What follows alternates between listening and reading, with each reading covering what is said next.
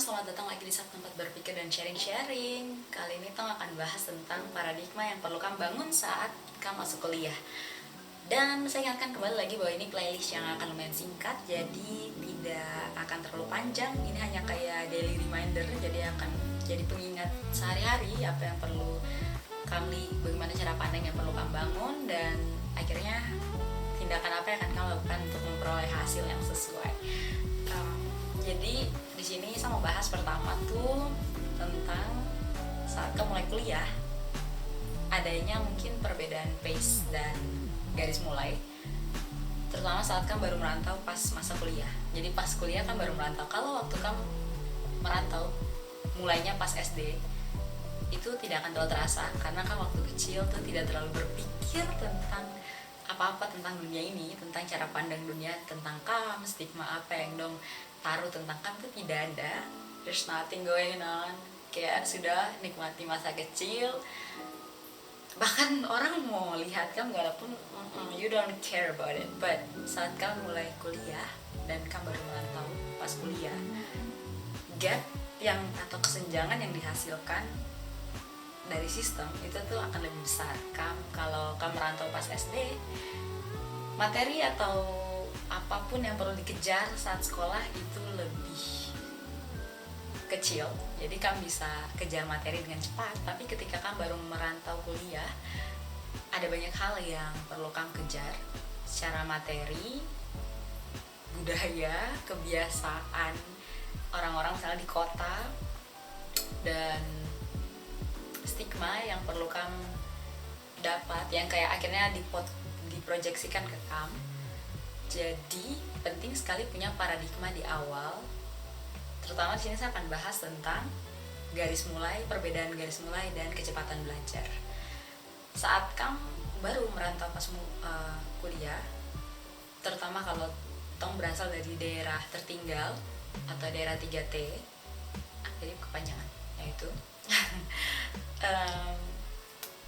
akan sangat terasa dia punya perbedaan misalnya akademik tadi ataupun budaya dan sebagainya, kebiasaan. Mungkin Tom tidak bisa mengikuti siklus atau kayak keseharian orang-orang, tapi ada biasa pas kamu, mungkin ini hal yang lumayan semua orang peka ya, maksudnya ketika kamu merantau kan bisa melihat ini dan merasakan ini dengan sangat jelas, dan mungkin tidak semua orang yang merantau merasakan ini gitu.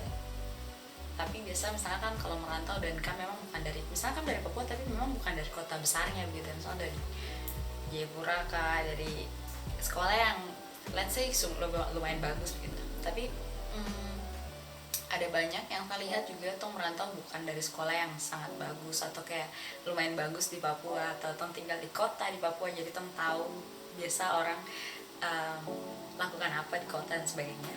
Jadi ketika kamu merantau, kamu akan merasakan adanya kesenjangan, dan kamu bisa melihat ini. Biasa nih hal kayak gini tadi, lingkungan mungkin sama-sama peka tentang lingkungan yang seperti itu, tapi mungkin punya cara lihat dan akhirnya aksi atau apa yang akhirnya lakukan akan berbeda.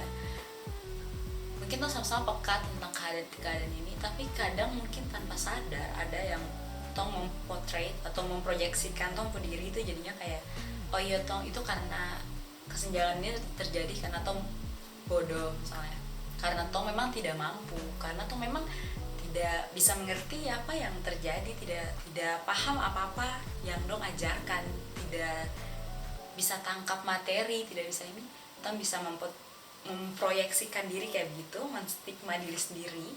Jadi nama ada di istilah sana, saya cari nih. Atau bisa lihat bahwa hal ini terjadi bukan hanya karena ketidakmampuan diri, tapi bisa juga karena adanya faktor luar. Kayak waktu kamu di Papua sana, atau misalnya kamu di daerah tertinggal, kamu menghabiskan 12 tahun dari SD, SMP, SMA.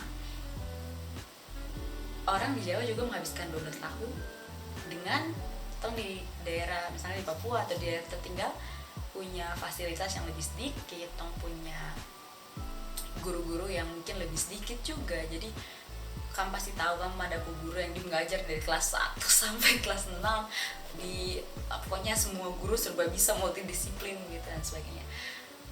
Jadi tong kadang kekurangan guru dan terus ada banyak faktor gitu.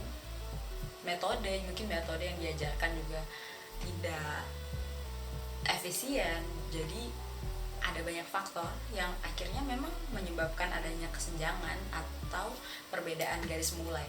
Jadi ketika kamu kuliah, kamu mungkin tong baru mulai di level 3, anaknya jauh mulai di level 8, jadi dong tinggal mengasah, tong harus belajar ulang. Jadi setelah kan tahu bahwa adanya faktor lain, jadi jangan mempotret diri sendiri itu karena kamu bodoh, kamu tidak kompeten dan sebagainya, tapi memang ada faktor lain. Jadi kamu punya pilihan, yaitu tindakan apa yang kira kamu mau lakukan. Kamu bisa menyerah, ya sudah, menyerah saja, mau gimana lagi, sistem selalu buruk, sistem tidak pernah adil dan sebagainya. Atau kamu mau berusaha, bisa kamu tahu bahwa sistem memang buruk, tapi kalau tong paradigma kayak gitu, pola pikir kayak gitu, sistem selalu buruk, sistem tidak pernah sempurna, sistem akan seperti itu terus. Dan let's be real, tong harus bicara bahwa pada kenyataannya sistem memang tidak mungkin sempurna. Jadi daripada tong menyalahkan sistem dan sebagainya, faktor luar yang tidak bisa dikontrol, tong tahu dong adalah faktor, tapi tong harus berusaha kayak mengubah itu. Sebaiknya tong berusaha untuk ubah itu, cara pandang itu, dan akhirnya bekerja keras untuk jangan sampai tong generasi selanjutnya tuh terus berputar di siklus yang sama. Jadi ketika kamu sudah membangun paradigma kayak gitu, mungkin ini lumayan, kalau misalnya kan bicara sama orang-orang Papua atau yang dari daerah tertinggal yang merantau, pasti banyak sekali yang punya pandangan untuk bangun Papua dan sebagainya. Ini juga adalah hal yang tadi bisa masuk ke dalam kategori mengubah cara pandang gitu. Ketika kamu tahu kamu berasal dari misalnya dari sistem yang tadi sangat tidak sempurna dan merugikan, ya sudah, kamu berusaha untuk membantu memperbaiki sistem gitu. Dan itu akan menghasilkan hasil yang beda. Kayak secara mental kamu akan lebih kuat, karena kamu satu hal yang kalau kamu baca juga, ini sebenarnya ini bahkan definisi paradigma ini sambil dari buku Seven Habits of Highly Effective People by Stephen Covey. Nah itu di situ dia juga ada bahas satu hal tentang proaktif. Jadi pentingnya tidak menyalahkan lingkungan atau faktor eksternal yang tidak bisa dikontrol, tapi lebih baik memperbaiki diri dan bagaimana kan bereaksi terhadap hal di sekitar gitu. Kayak gitu. Jadi nanti ketika kamu masuk kuliah dan merasa adanya kesenjangan ataupun perbedaan kecepatan belajar, ingat bahwa setiap manusia itu dia punya goals, dia punya tujuan tidak sama, dan dia punya kecepatan dalam hidup tidak sama, dan tidak ada yang menjamin apa-apa tentang hidup gitu. Kayak kamu bisa lihat kamu teman begitu cepat dalam belajar gitu, tapi dia tidak menjamin apa-apa gitu. Tidak saat dia lulus dia bisa tahu nanti dia kerja di mana, dia bisa belok dari jurusan, dia bisa mencoba hal yang berbeda dan sebagainya. Kayak hidup tidak ada yang tahu. Jadi nanti pas kamu masuk kuliah, jika terdapat kesenjangan, jangan menyerah, jangan lari dari tanggung jawab, karena ini sebenarnya pas kamu merantau, terutama kalau kamu pakai beasiswa, kamu punya tanggung jawab untuk menggunakan kesempatan sebaik-baiknya. Paling itu hari ini tuh sharing-sharing. Thank you.